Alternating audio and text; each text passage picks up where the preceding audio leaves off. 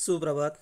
देखिए छात्रों, हम कल की तासिका में हम लोगों ने यह विशेष अध्ययन हेतु नुक्कड़ नाटक और उसमें मौसमी इस नुक्कड़ नाटक में करीबन 9 दृश्य है, उसमें से 4 दृश्यों को देख लिया था। आज हम यह 5वां दृश्य जो है उसे देखेंगे। चलो चलो वाटर पार्क चलते हैं। मेरी भी तो सुन लो, कोई वाटर पार्क जाकर क्यों पैसा बर्बाद करते हो। 2 दिन से लगातार बारिश हो रही है, उससे पूरा शानदार स्विमिंग पूल बना हुआ है, वही चलते हैं।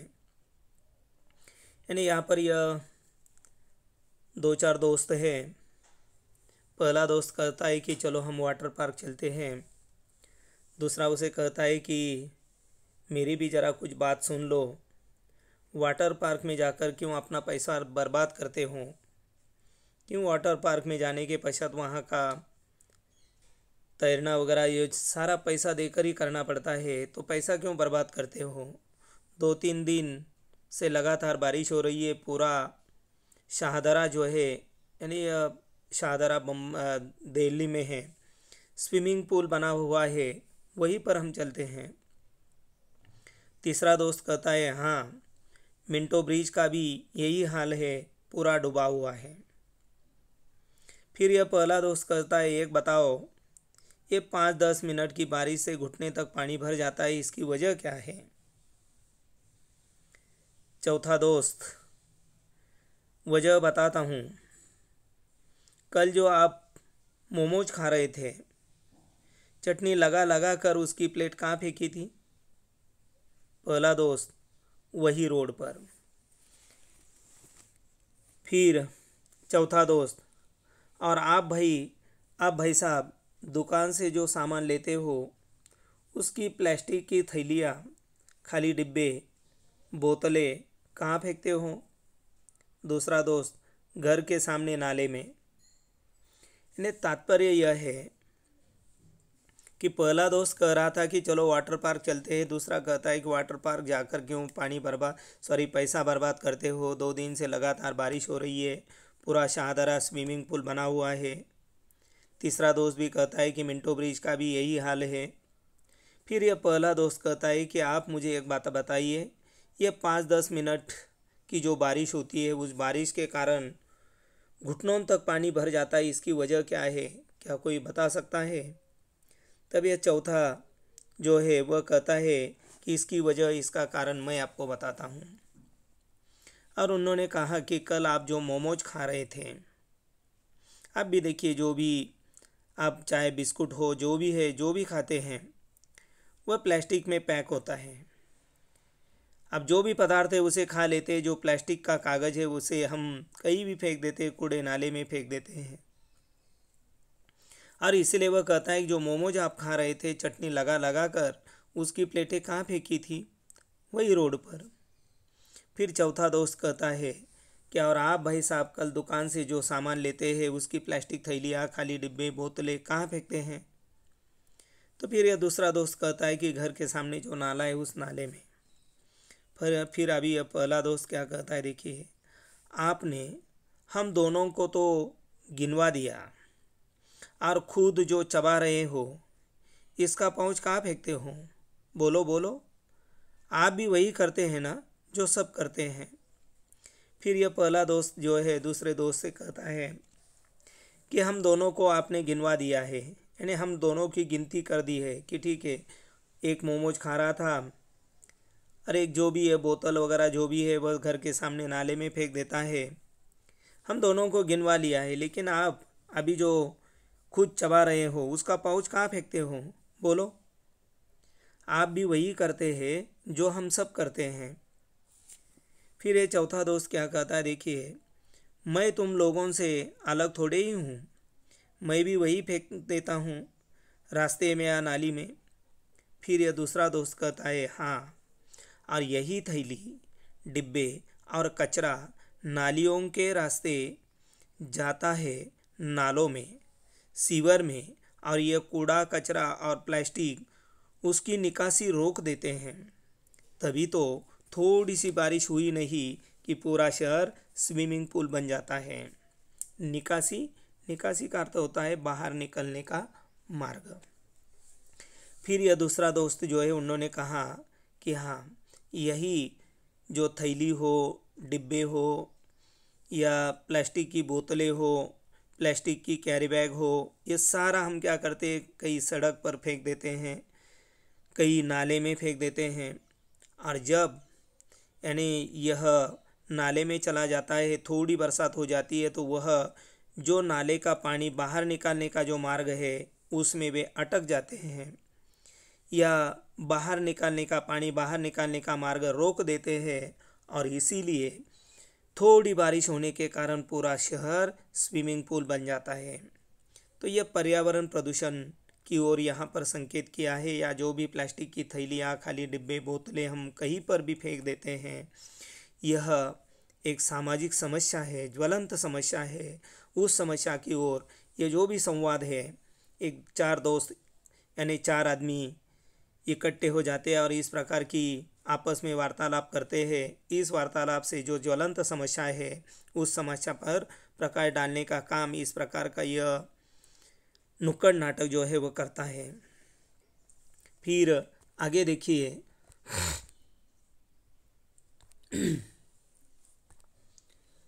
अब यह सूत्रधार,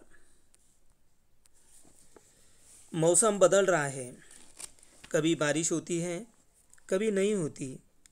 प्रकृति से छेड़छाड़ करके हमने पूरे ऋतु चक्र को उलट दिया है।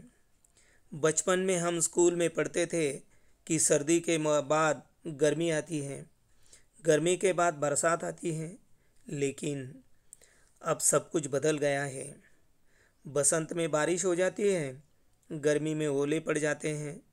और यह सब कुछ इसलिए हो रहा है क्योंकि हमने प्रकृति का दोहन किया है, उसे लूट लिया है अपने स्वार्थ के लिए, पैसे के लिए, विकास के लिए। विकास से हमारी अवधारणा क्या है? इसी अवधारणा के चलते हम ऐसी चीज़ें करते हैं जिसका असर पड़ता है हाशिए पर खड़े आखिरी आदमी पर। अब यहाँ पर कठिन शब्द मेरे ख्याल से कोई है तो नहीं है, लेकिन फिर भी देखिए, ओले, अगर कुछ छात्रों को मालूम नहीं है तो वह लिख लीजिए। ओले, ओले यानी बर्फ। दोहन, ओजोन विघटन में शब्द गया है दोहन करना, यानी अनियंत्रित उपयोग करना। दोहन यानी अनियंत्रित उपयोग। बाद में अवधारणा, अवधारणा का अर्थ है विचार। और हाशिया यानी किनारा। अब यहाँ मौसम जो है, मौसम बदल रहा है, कभी बारिश होती है, कभी बारिश नहीं होती है। ये मौसम जो बदल रहा है, क्यों बदल रहा है, उसका कारण उन्होंने बताया है कि प्रकृति से छेड़छाड़ करके हमने पूरे ऋतु चक्र को ही उलट दिया है। हम पृथ्वी, सृष्टि के साथ छेड़छाड़ कर रहे हैं, जिसके कारण पूरा ऋतु चक्र जो है वो उलट गया है, बदल गया है। बचपन में हम स्कूल में पढ़ते थे, हमें पढ़ाया जाता था कि सर्दी के बाद गर्मी आती है, गर्मी के बाद बरसात का ऋतु आता है। लेकिन अब सब कुछ बदल गया है। अब बसंत में बारिश हो जाती है, गर्मी में यानी गर्मी के मौसम में ओले पड़ जाते हैं। ये सब क्यों हो रहा है? क्योंकि हम लोगों ने ये जो प्रकृति है, सृष्टि है, उस सृष्टि का अनियंत्रित उपयोग हम लोगों ने किया है। एक प्रकार से इस सृष्टि को, इस पृथ्वी को हम लोगों ने लूट लिया है। और उसे क्यों लूटा है? हमारे स्वार्थ के लिए, पैसों के लिए, विकास के लिए। आज हम पाते हैं कि इंडस्ट्रियल एरिया दिन ब दिन बढ़ता जा रहा है, औद्योगिक वसाहत जो है वह बढ़ती जा रही है। विकास के नाम पर जंगलों की निर्ममता से कटाई हो रही है, जिसके कारण इसका असर ऋतु चक्र पर पड़ रहा है। और इसीलिए कभी कभी बहुत ही बरसात हो जाती है तो कभी कभी सूखा गिर जाता है। कभी कभी ऐसा होता है कि कई जगह पर बादल फटने की समस्या आ जाती है, जिसके कारण कई गांव, कई शहर यानी बाढ़ की चपेट में आ गए हैं, और कहीं पर हम देखते हैं तो बारिश की एक बूंद तक नहीं गिरती है। तो ये सारा जो है ये प्रदूषण के कारण हो रहा है। विकास के नाम पर हम जंगलों की या प्रकृति का दोहन हम करते जा रहे हैं। और यहाँ पर लेखक कहना चाहते हैं कि विकास से हमारा विचार क्या है, अवधारणा क्या है। इसी अवधारणा के चलते हम ऐसी चीज़ें करते हैं जिसका असर हाशिए पर खड़े यानी किनारे पर खड़े आखिरी आदमी पर भी पड़ रहा है। फिर आगे देखिए, अब यह गीत जो है दूसरा गीत, बंजर सी जमीन दूषित है हवा, पानी को भी हमने गंदा कर दिया। बंजर सी जमीन दूषित है हवा, पानी को भी हमने गंदा कर दिया। मौसम बदल रहा है, यहाँ हो क्या, यहाँ यह हो गया, कभी तुम कहते हो वहाँ वह हो गया। मौसम बदल रहा है, यहाँ यह हो गया, कभी तुम कहते हो वहाँ वह हो गया। फिर आगे, बात समझ ले, समझ ले, बात समझ ले, समझ ले, बात समझ ले, समझ ले, बात समझ ले, समझ ले। जो भी होता है तू ही तो बीज बोता है, तू ही तो बीज होता है। जो भी होता है हम ही तो बीज बोते हैं। अब यहाँ पर यह जो गीत है, इस गीत की वजह से या गीत के माध्यम से उन्होंने यह जो प्रदूषण है, हवा प्रदूषण, पानी प्रदूषण, इसकी ओर यहाँ उन्होंने संकेत किया है। बंजर सी ज़मीन, बंजर ज़मीन यानी जिसे हम मराठी में नापीक, खेती करने लायक ज़मीन नहीं है। दूषित है हवा, यानी यह सारी ज़मीन जो है नापीक बन गई है, हवा दूषित हो गई है। और इतना ही नहीं, पानी को भी हम लोगों ने गंदा कर दिया है। आज हम पाते हैं, अगर हम सिर्फ एक 30 साल पहले की बात करते हैं, कौन से भी कुएं का अगर पानी हम पीते थे तो बहुत मीठा पानी होता था, पीने लायक पानी होता था। लेकिन आज एक भी कुआं, एक भी बोरवेल का पानी जो है वो पीने लायक नहीं है, गंदा हो गया है। क्यों? हम लोगों ने ही उसे गंदा कर दिया है। ज़्यादा फसल पाने की यानी अभिलाषा में हम लोगों ने ज़्यादा खाद का इस्तेमाल किया, केमिकल का, रसायनों का इस्तेमाल किया, जिसके कारण ज़मीन जो है, ज़मीन की मिट्टी जो है वह प्रदूषित हो गई है। और यह मिट्टी प्रदूषित होने के कारण पानी प्रदूषित हो गया है। आज फैक्ट्रियों से निकलने वाला गंदा पानी जो है नदी या नाले में छोड़ा जा रहा है, जिसके कारण नदियाँ गंदी हो गई है। यह बंजर यानी ज़मीन जो है, बंजर यानी नापीक हो गई है, हवा प्रदूषित हो गई है। और हम कहते हैं कि मौसम बदल रहा है, फिर हम यह कह देते हैं कि यहाँ यह हो गया, वहाँ वो हो गया, मौसम बदल गया है, यह हम लोग कहते हैं। लेकिन यह मौसम बदलने के जिम्मेदार हम लोग ही हैं। फिर उन्होंने कहा है कि बात समझ ले, समझ ले, बात समझ ले, समझ ले, बात समझ ले, समझ ले, बात समझ ले, समझ ले। जो भी होता है तू ही बीज होता है। यानी जो भी यह मौसम बदल होता है, जो भी दुष्परिणाम होता है, जो भी सूखा गिरता है, जहाँ भी बादल फटने की नौबत आती है, ये जो भी सारा हो रहा है, इसका बीज हम लोग ही होते हैं। जो भी होता है हम ही बीज होते हैं, यानी इसका बीज हम लोग ही होते हैं, इसका कारण हम लोग ही होते हैं। अब यह दृश्य छठवा देखिए। एक, इतना परेशान क्यों लग रहा है। 2, क्या बताऊं, खेती करने के लिए मैंने अपना घर बेच दिया, उसे से जो पैसे आए उन पैसों को लेकर शहर गया और अच्छी फसल के लिए कीटनाशक दवाइयाँ लेकर आया, लेकिन उससे भी कुछ फ़ायदा नहीं हुआ। बारिश तो समय पर आती नहीं, लगता है कई गलत निर्णय तो नहीं ले लिया मैंने। अब यहाँ पर यह अभी अभी आपने जो गीत सुना था, गीत में पहली पंक्ति आपने देख ली थी कि बंजर सी ज़मीन यानी नापीक ज़मीन। ज़मीन नापीक जो है हम लोगों ने बना दी है। क्यों? तो यहाँ उसका स्पष्टीकरण यहाँ उन्होंने दिया है। एक जो है वह कहता है कि अरे भाई तू इतना परेशान क्यों लग रहा है। तब यह दूसरा कहता है क्या बताओ, खेती करने के लिए मैंने अपना घर बेच दिया। जो भी पैसे आए थे उन पैसों को लेकर मैं शहर गया। अच्छी फसल पाने के लिए, अच्छी पैदावार पाने के लिए मैं कीटनाशक दवाइयाँ लेकर आया।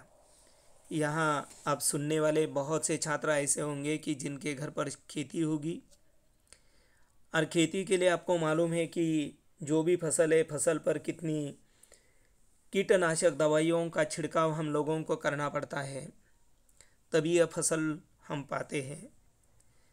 दवाइयाँ लेकर आया लेकिन उससे कुछ फ़ायदा नहीं हुआ। बारिश तो समय पर आती ही नहीं।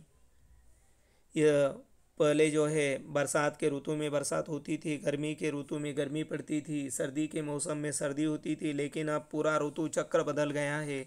गर्मी में बरसात होती है, बरसात में सर्दी होती है, यह सारा ऋतु चक्र बदल गया है। और यह ऋतु चक्र बदलने के लिए हम लोग जिम्मेदार हैं। लगता है कहीं तो मैंने गलत निर्णय तो नहीं लिया, गलत तो नहीं किया। फिर यह तीसरा क्या कहता है, देखिए सुन, ट्यूबवेल क्यों नहीं लगवा लेता। ट्यूबवेल का अर्थ है नलकूप। ट्यूबवेल यानी नलकूप। वह कहता है कि तो फिर, क्योंकि वह कीटनाशक दवाइयाँ ले आया है, फसल पर उन्होंने उसका छिड़काव भी किया है, लेकिन बरसात न होने के कारण, पानी न होने के कारण कोई पैदावार नहीं हुई है। और तब उसे ऐसा लग रहा है कि मैंने कोई गलत निर्णय तो नहीं लिया। तब यह तीसरा आदमी कहता है कि सुन, यह नलकूप जो है उसे क्यों नहीं लगवा लेते। फिर यह दूसरा कहता है कि ट्यूबवेल लगवा तो लूँ, लेकिन बिजली आए तब ना, और पानी का स्तर भी कितना नीचे चला गया है। ये नलकूप, नलकूप यानी जिसे हम बोरवेल कहते हैं। तो यह दूसरा आदमी कहता है कि ठीक है, कोई बात नहीं, मैं यह बोरवेल भी लगवा लूँ या करवा लूँ, लेकिन बिजली बिजली आए तब ना, और पानी का स्तर बोरवेल के कारण कितने नीचे चला गया है। फिर यह पहला कहता है तो क्या करेगा तू अब, और तेरे हाथ में ये छाले कैसे पड़ गए हैं। छाले, जिसे मराठी में फोड़ कहा जाता है, काम करने की वजह से हथेली पर फोड़ आ जाते हैं, ये छाले। एक ये पहला आदमी जो है वह कहता है कि तो फिर अब क्या करेगा, तेरे हाथ में ये छाले कैसे पड़ गए। फिर ये दूसरा कहता है मैंने सोच लिया है, मैं भी जल्दी फसल उगाने के लिए बाकी किसानों की तरह ज़्यादा से ज़्यादा कीटनाशक डालूंगा अपनी फसल में। प्रयत्न करने में क्या हर्ज है। हर्ज, हर्ज का अर्थ होता है हानि। अब यह दूसरा आदमी कहता है कि अब मैंने भी सोच लिया है कि जल्दी फसल उगाने के लिए बाकी किसानों की तरह ज़्यादा से ज़्यादा कीटनाशक डालूंगा, यानी कीटनाशक का मैं क्या करूँगा, छिड़काव करूँगा।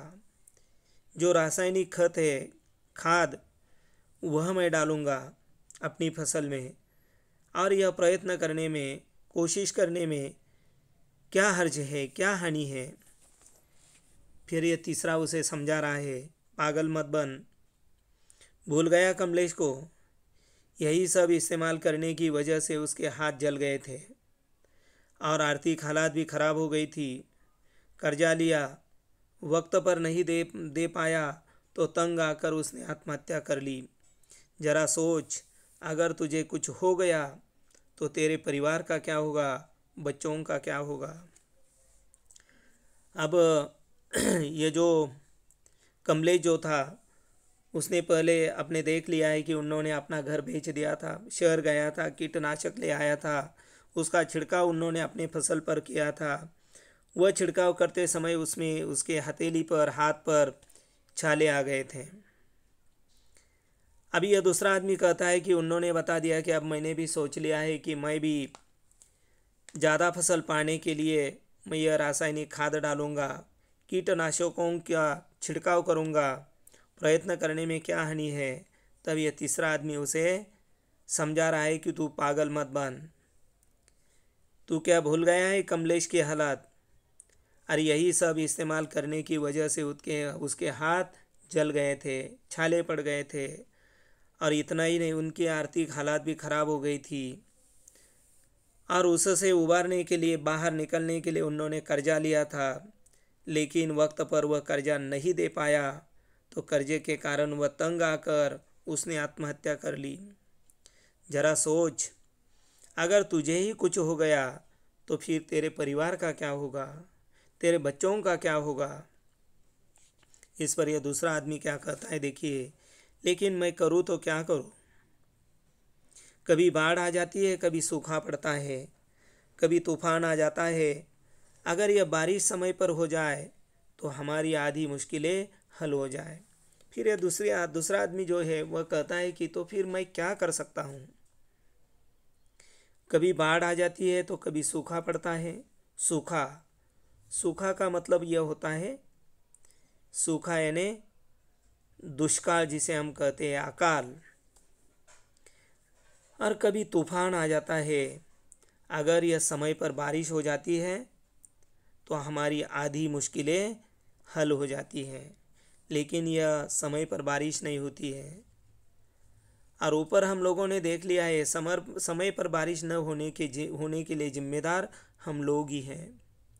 हम लोग प्रदूषण बढ़ा रहे हैं, हम सृष्टि का दोहन कर रहे हैं, उसका नियंत्रित उपयोग कर रहे हैं। अभी आपको मालूम है, अगर किसी को घर बनवाने का काम चल रहा है, उसके लिए रेत की ज़रूरत होती है। तो क्या रेत हमें जितनी आसानी से मिलती है? नहीं है। रेत पर पाबंदी लगा दी गई है। क्यों? क्योंकि यह जलस्तर जो है नीचे नीचे चला जा रहा है। लेकिन फिर भी हम देखिए, अपने स्वार्थ के लिए, पैसों के लिए, इस प्रकार हम जो भी साधन सामग्री है, संसाधन है, उसका हम बहुत ही ज़्यादा इस्तेमाल कर रहे हैं, या उसका दोहन हम लोग कर रहे हैं, पोल्यूशन बढ़ा रहे हैं, सृष्टि के साथ छेड़छाड़ कर रहे हैं, वृक्षों की हम निर्ममता से कटाई कर रहे हैं। और इसके कारण यह ऋतु चक्र बदल रहा है, और इसीलिए ये बरसात भी समय पर नहीं हो रही है। अब यह तीसरा गीत देखिए, काले मेघा पानी तो बरसाओ, काले मेघा पानी तो बरसाओ। फिर यह सातवां दृश्य देखिए, पति, आज भी एक भी मछली नहीं फंसी।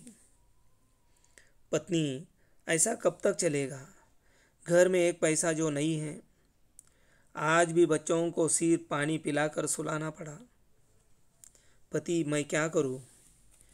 जब से नदी के किनारे वह प्लांट लगा है, वे प्लांट सारा जहरीला केमिकल पानी में बहा देते हैं, जिसकी वजह से मछलियां मर गई हैं।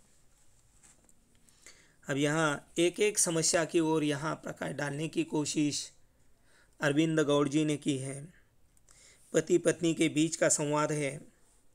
ये पति जो है अपनी पत्नी से बता रहा है कि आज भी यानी वह मछलियाँ पकड़ कर लाने का काम करता है, लेकिन आज उसे एक भी मछली नहीं मिली है। इसीलिए वह कहता है कि उनके जाल में एक भी मछली नहीं फंसी।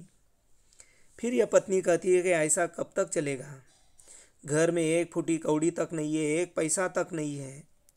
आज भी बच्चों को यानी कल भी उन्होंने बच्चों को बिना कुछ खिलाए सिर्फ पानी पिलाकर सुला दिया था, आज भी पानी पिलाकर ही उसे सुलाना पड़ेगा। इस पर यह पति जो है अपनी पत्नी से कहता है कि मैं क्या करूं। जब से नदी के किनारे वह प्लांट लगा है, यानी केमिकल प्लांट लगा हुआ है, वह जो प्लांट है उस प्लांट का सारा जहरीला केमिकल का पानी यानी केमिकल युक्त पानी जो है वह नदी में बहा देते हैं, जिसके कारण नदी का पानी जहरीला बन गया है, केमिकल युक्त बन गया है। और उस पानी की वजह से सारी मछलियाँ मर गई है, और इसीलिए एक भी मछली नहीं मिल रही है। पत्नी, तो आप नदी के दूसरे पार क्यों नहीं चले जाते। पति, वहाँ भी यही हाल है, वहाँ भी उद्योगों की वजह से मछलियाँ खत्म हो गई है, और अगर किसी ने पकड़ लिया तो अलग मुसीबत। अपने भाई से, भाई साहब हम दोनों आपके साथ आपके गांव चलते हैं। हम जंगल में काम कर लेंगे, कम से कम बच्चों को भूखा तो नहीं सुलाना पड़ेगा। तो यह पत्नी जो है, पत्नी कहती है कि ठीक है, इस और नदी के मछलियाँ प्रदूषित पानी की वजह से मर गई है, तो नदी के दूसरे पार क्यों नहीं जाते हैं। तो पति ने कहा कि देखिए, वहाँ भी यही हाल है। वहाँ भी यह जो आज औद्योगिक वसाहत जो है, इंडस्ट्रियल डेवलपमेंट जिसे हम कहते हैं, उसके तहत जो भी अलग अलग फैक्ट्रियाँ निकल रही है, उभर रही है, और उनका वह गंदा पानी, जहरीला पानी जो है वह नदी में बहा देते हैं, जिसके कारण नदी का पानी प्रदूषित होकर यह मछलियाँ खत्म हो रही है। अगर किसी ने पकड़ लिया तो अलग से मुसीबत, क्योंकि आपका इलाका छोड़कर दूसरे इलाके में मछलियाँ पकड़ने के लिए जाना, तो वहाँ के लोग पकड़ लेते हैं। फिर अपने भाई से वह कहता है कि भाई साहब, हम दोनों आपके साथ साथ आपके गांव चलते हैं। हम जंगल में कम से कम काम करेंगे, कम से कम अपने बच्चों को तो हम भूखा तो नहीं सुलाएंगे, उन्हें कुछ ना कुछ तो खाने के लिए ज़रूर हम ले आएंगे। फिर यह भाई क्या कहता है, देखिए, कौन से जंगल, कैसे जंगल, हमने विकास के नाम पर सारे जंगल काट दिए, अब वहाँ कुछ नहीं बचा। जिन पेड़ों के सहारे हम रहते थे, वे पेड़ ही नहीं रहे हैं। जिन जानवरों पर हम खाने, कपड़े और दूध के लिए निर्भर थे, वे जानवर ही नहीं रहे। हमारे खेत जला दिए, नदियाँ गंदी कर दी, अब वहाँ कुछ नहीं बचा छोटे, सिर्फ धुआं है धुआं, फैक्ट्रियों के कारखानों से निकलता हुआ धुआं, जिसने पूरे परिवार को प्रदूषित कर रखा है। जब उन्होंने अपने भाई से कहा कि अब हम अपने गांव जाते हैं, वहाँ जाकर हम जंगलों में जाकर कोई काम करेंगे, जिसके कारण कम से कम हमारे बच्चे तो भूखे नहीं सोएंगे,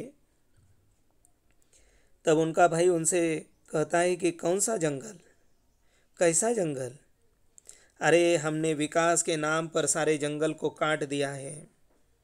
अब देखिए, कहीं भी आपको जंगल दिखाई देता है? नहीं। क्यों नहीं? विकास के नाम पर हम लोगों ने जंगलों की कटाई की है, अब वहाँ कुछ नहीं बचा है। जिन पेड़ों के सहारे हम रहते थे, वे पेड़ ही नहीं रहे हैं। जिन जानवरों पर हम खाने, कपड़े और दूध के लिए निर्भर हुआ करते थे, वे जानवर ही नहीं रहे। हमारे खेत जो है वह जला दिए हैं, नदियाँ पूरी तरह से गंदी हो चुकी हैं, अब वहाँ कुछ भी नहीं बचा है छोटे, सिर्फ धुआं है धुआं। ये कौन सा धुआं?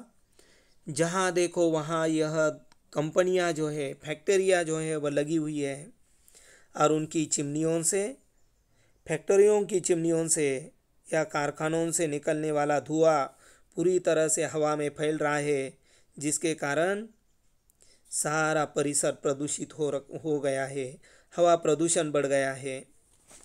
इस प्रकार अब नदी प्रदूषण यानी जल प्रदूषण की बात हम लोगों ने देख ली है। फिर अभी यह हवा प्रदूषण की बात भी यहाँ पर हम लोगों ने देख ली है। उसके पश्चात हम यह 8वां दृश्य देखते हैं। मजदूर, डॉक्टर साहब, कल रात से मेरी आँखों में जलन हो रही है, हाथ पर भी लाल लाल निशान पड़ गए हैं। डॉक्टर, आप काम कहाँ करते हैं? मजदूर, यहीं पास में फैक्ट्री बन रही है, मैं उसी में मजदूर हूँ।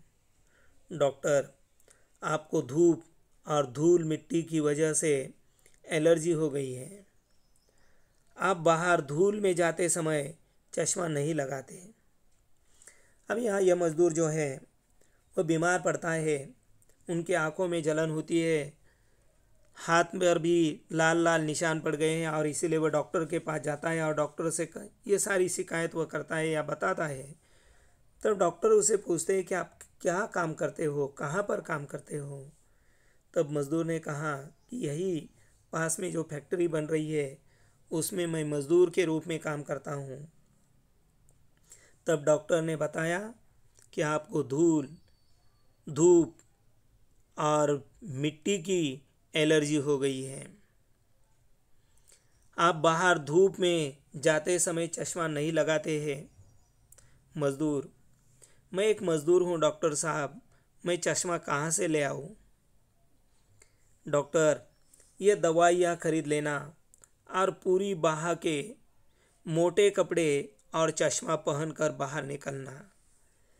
जब डॉक्टर ने कहा कि आप चश्मा नहीं लगाते, तब मज़दूर कहता है कि मैं मज़दूर हूँ साहब, मैं चश्मा कहाँ से लाऊँ? चश्मा लाने के लिए मेरे पास इतने पैसे कहाँ हैं?